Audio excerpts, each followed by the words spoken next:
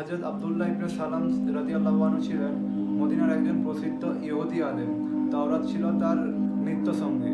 সেই তাওরাতে তিনি পড়েছিলেন শেষ যুগে একজন নবী আসবেন যার গুণাবলী হবে স্পষ্ট। যখন নবী মুহাম্মদ সাল্লাল্লাহু আলাইহি ওয়াসাল্লাম মদিনায় হিজরত করলেন, শহর আনন্দে মুখরিত হয়ে উঠল। আব্দুল্লাহ ইবনে সালাম রাদিয়াল্লাহু আনহু বলেন, আমি নবী সাল্লাল্লাহু আলাইহি ওয়াসাল্লামের চেহারা দেখেই বুঝে গিয়েছিলাম এই চেহারা কখনো মিথ্যাবাদীর হতে পারে না। সাল্লাল্লাহু আলাইহি ওয়াসাল্লামের কাছে এসে তিনটি প্রশ্ন করলেন, যা কেবলমাত্র একজন প্রকৃত নবীরকেই জানা সম্ভব। প্রতিটি প্রশ্নের উত্তর দিলেন, যা তাওরাতের সঙ্গে পুরোপুরি মিলে গেল। আর তখনই তিনি দেরি করলেন না, ঘোষণা করলেন, আমি সাক্ষ্য দিচ্ছি আল্লাহ ছাড়া কোনো ইলাহি নেই এবং মুহাম্মদ সাল্লাল্লাহু আলাইহি ওয়াসাল্লাম আল্লাহর রাসূল। তিনি ইসলাম গ্রহণ করলেন। এরপর এক আশ্চর্য ঘটনা ঘটল। নবী সাল্লাল্লাহু আলাইহি ওয়াসাল্লাম ইহুদিদের জিজ্ঞেস করলেন, তোমাদের কাছে আব্দুল্লাহ ইবনে সালাম কেমন মানুষ?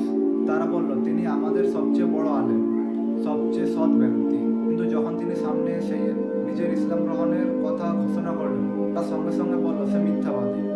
এই ঘটনায় প্রমাণ করে তারা সত্য জানতো কিন্তু মানতে চায়নি। হযরত আব্দুল্লাহ ইবনে সালাম